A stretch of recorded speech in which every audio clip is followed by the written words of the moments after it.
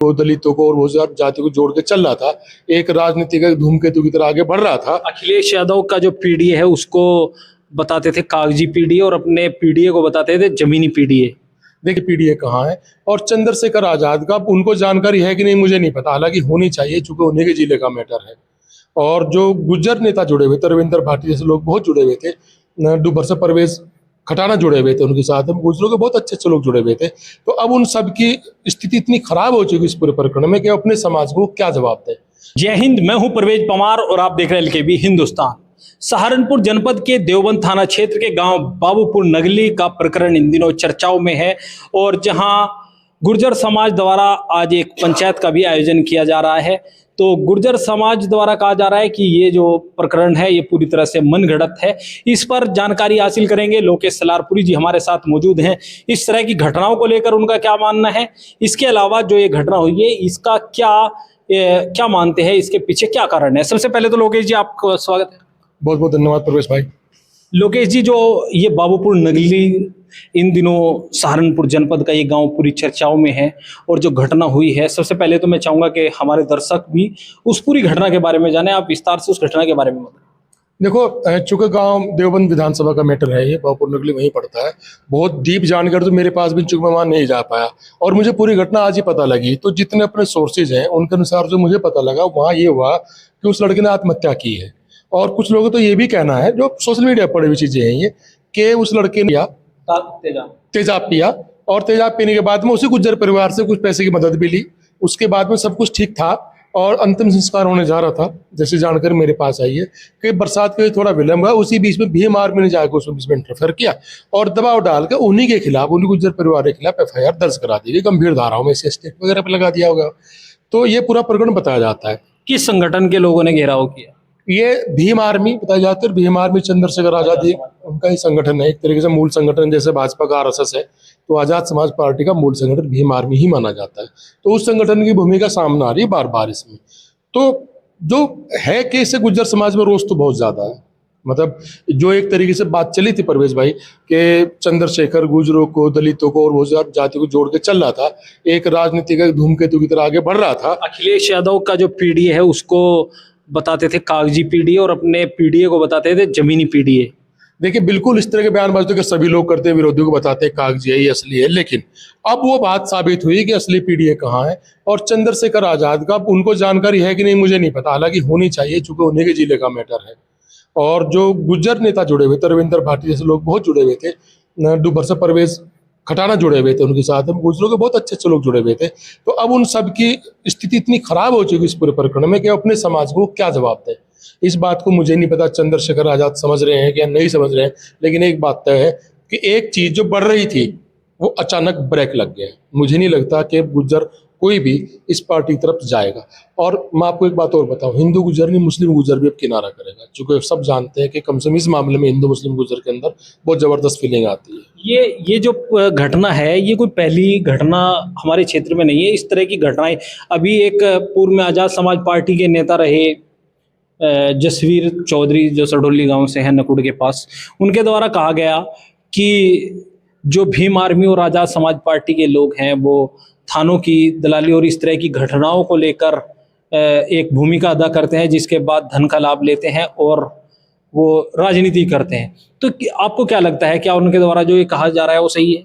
देखो एक पैटर्न है, कभी जब बहुजन समाज पार्टी सत्ता में थी, बीएसपी सत्ता में थी, तो ये सिस्टम तब भी शुरू हुआ था। उसमें तब क्या था कि मोस्टली रेप के आरोप लगते थे। जैसा सपोज करो कि दलित का गुजरों गांव में, तो वहाँ गुजरों रेप के आरोप लगा दिए जाते थे, SC ST साथ में लगता था। उसके बाद में पैसे की ब्लैकमेलिंग खेल सारा कुछ होता था। ये जितनी भी गैर दलित जातियां थी उन सभी के साथ खेल हुआ है, लंबे ज्यादा हुआ है। दूसरी बार वो सत्ता में आने की एक वजह यही रही है पूर्ण सत्ता के बाद में, किस तरह की बहुत सारी। अब भी अगर आप किससे पूछेंगे बसपा क्यों गई, अच्छे काम की कोई शक नहीं, तो हर आदमी गया कहना भैया खेतों में निकलना मुश्किल हो गया। तो ये बात सच भी है, ये तो हमने भी देखी है, अपने गाँव में देखी है कि आपने ही आपके ही खेत में कोई है तो आप परेशान हो गए थे, क्योंकि डर लगता था सबको। तो ठीक वही पैटर्न अब जैसे कि बताया जाता है, शायद भीम आर्मी उसी पैटर्न में दोबारा चली है। ये बहुत घातक है। ये देखिए गुज्जर के लिए, ठाकुर के लिए, जाट के लिए, सैनिक के लिए इनके खतरनाक नहीं है, तो निकल जाएंगे, तब उनकी खत्म हो जाएगी। लेकिन जो एक पार्टी जो एक समाज आगे बढ़ रहा था उसकी सारी राजनीतिक भविष्य यहीं समाप्त हो जाएगा, फिर कोई पूछेगा नहीं। और इस बार तो बसपा के बाद कुछ लोग जुड़ भी गए थे दोबारा एक नया सोच के, शायद कि उन गलतियों से ये पार्टी सबक लेगी, लेकिन तीसरा मौका नहीं मिल पाएगा। फिर आप एक तरीके से राजनीतिक अछूत बन के रह जाओगे, उसके बाद आपके पास कोई ऑप्शन भी राजनीति में दोबारा उठने का नहीं बन पाएगा।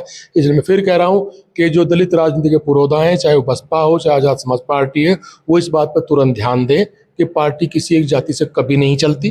पार्टी के साथ में आपको सर्व समाज को जोड़ना पड़ता है। अगर अब वो लोग पीड़ित होंगे तो फिर आपकी पार्टी और आपकी सबसे अधर्म लटक के रह जाएगी। तो अब ये जो पूरी घटना है जिसके बाद गुर्जर समाज में बड़ा आक्रोश देखने को मिल रहा है, और इस घटना को लेकर कुछ लोग तो ये भी कह रहे हैं कि ये उगाही का एक मामला है और धन लाभ लेना चाहते हैं उस परिवार से, जबकि वहीं के लोगों का या जो लोग वहां पर गए हैं उनके द्वारा सोशल मीडिया के माध्यम से जानकारी दी गई है। हमने भी अपने बातचीत की फोन पे, तो उनका कहना है कि उस परिवार का कोई दोष नहीं, उन्होंने पहले भी इनको उधार पैसे दिए, मदद की और इसको रोजगार दिया। तो अगर इस तरह की घटनाएं सामने आती रहेंगी तो भविष्य में तो बड़ा चिंता का विषय लोगों के लिए होगा। मैंने आपको बताया चिंता का कुछ बड़ा नहीं, बहुत ज्यादा चिंता का विषय बनने वाला है। और मैं फिर कह रहा हूँ परवेज भाई, ये नुकसान मान चलो गुजर बिरादरी फंसी हुई है, क्या होगा?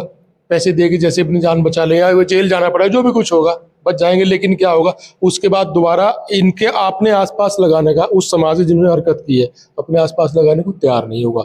मैं फिर कह रहा हूँ समाज में भी राजनीतिक तौर पर भी अछूत बनकर रह जाओगे। ये बहुत गलत पैटर्न है, बहुत गलत परिपाटी है। और ये किसी भी जाति के लिए है। आप अपने आसपास रहने वाले गांव में जब भाईचारा रहता है, उसमें रहने वाली किसी छोटी जाति चाहे बड़ी जाति हो, आप उनका उत्पीड़न मत कीजिए इस तरीके से। नहीं तो आमतौर पे ऐसे उत्पीड़न के बाद उस जातियों का पॉलिटिकल उन्मूलन हो जाता है, हमेशा पॉलिटिकल समाप्त हो जाते हैं, सोशली भी समाप्त हो जाएंगे। ये बहुत गलत परिपाटी है। पता नहीं कौन सलाह दे रहा है, कौन ये थोड़े से उत्साही लड़के हैं, कौन है, लेकिन जिम्मेदार तो इसके लिए चंद्रशेखर आजाद ही माने जाएंगे, भले वो कार्यकर्ता ने काम किया। चूंकि अब तक उनका कोई बयान नहीं आया, इसमें इस पूरे प्रकरण में कहीं कोई ऐसी चीज नहीं आई।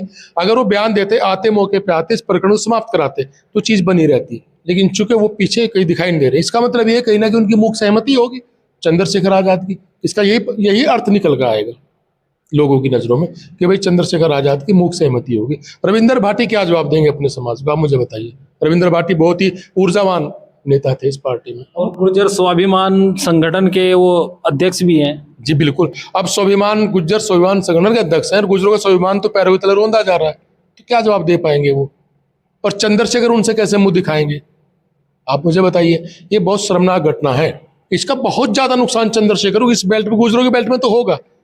अगर आप देख लें अभी तक मूलतः सहारनपुर जनपद हो या मुजफ्फरनगर, मेरठ, बागपत, आप नोएडा, जो एससी समाज के बाद सर्वाधिक जुड़ने वाली जो जाति थी आजाद समाज पार्टी के पास, उसमें गुर्जर समाज के बड़े युवा थे जिनकी जिला पंचायत और विधानसभा की महत्वाकांक्षाएं थी, जो इच्छुक थे कि वो भविष्य में जिला पंचायत चुनाव लड़े या विधानसभा का चुनाव लड़े।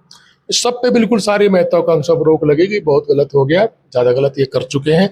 और बस मतलब मैं आपको एक शब्द में कहूँ, अखिलेश यादव, राहुल गांधी या मायावती बनना या जयंत चौधरी बनना बहुत लोग कोशिश करते हैं, लेकिन बनना इतना आसान नहीं होता।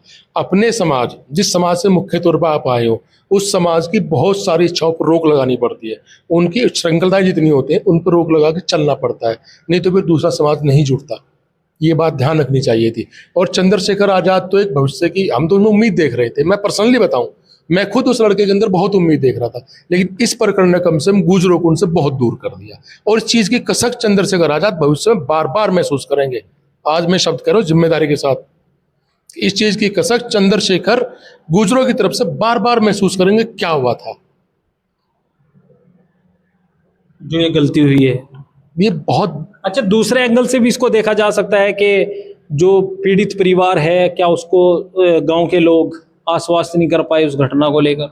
देखिए, गांव में तो कोई दिक्कत ही नहीं। जैसा कि जो जानकारी मेरे सामने आई है, बहुत सारे लोगों ने बताया, चंद्रशेखर आजाद करीबी लोग भी बता रहे हैं कुछ लोग, और जो गुर्जर परिवार वो बता रहे हैं, दलित परिवार के कुछ लोग, समझदार लोग कह रहे हैं इस बात को कि कोई दिक्कत नहीं थी। एक चूंकि तेजाब की आत्महत्या कर ली, उसके बाद में कोई किसी पे कोई दोष नहीं था। वहां के पूर्व प्रधान, वर्तमान प्रधान का भी यही बयान है उस गांव के कि कोई समस्या थी ही नहीं।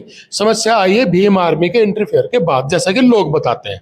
सच्चाई क्या है, ये तो भाई देखो कानून व्यवस्था, पुलिस व्यवस्था, जांच होगी तो सारा सामने आ जाएगा।